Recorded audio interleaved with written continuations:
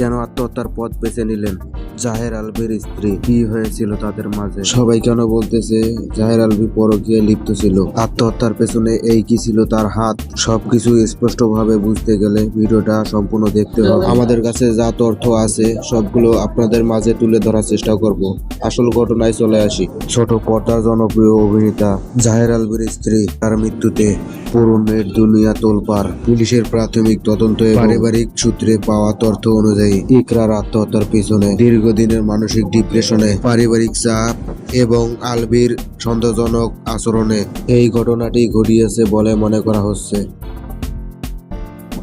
ঘটনার সময় জাহের আলভি শুটিং এর কাজে নেপালে অবস্থান করেছিলেন, যা ইকরার একাকিত্ব এবং মানসিক চাপকে বাড়িয়ে দিয়েছিল। সবকিছু খতিয়ে দেখতেছে পুলিশ। ইতিমধ্যে ইকরার বাবা পল্লবী থানায় একটি অপমৃত্যুর মামলা দায়ের করেছেন।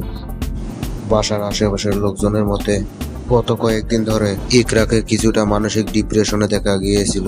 এর বিপরীতে জানা গেল যে জাহের আলভি নাকি তারই কলিগের সাথে প্রায় 3 বছরের বেশি সময় ধরে সম্পর্ক গড়ে তুলেছিল। এটাই হয়তো ইকরার মৃত্যুর মূল কারণ। জাহের আলভির ফেসবুক পেজে কিছু পোস্ট করার মাধ্যমে বোঝা যায় এখন নিজেরাই সবকিছু উন্মোচন করে দিলে কি আর হবে? পুলিশ যতক্ষণ তদন্ত করে সবকিছু খতিয়ে না দেখবেন ততক্ষণ সত্যিটা জানা মুশকিল। তাই পুলিশের তদন্তের উপর নির্ভর করে বাজে মন্তব্য এবং সত্যিটা না জেনে কখনোই কাউকে দোষ দেওয়া ঠিক হবে না।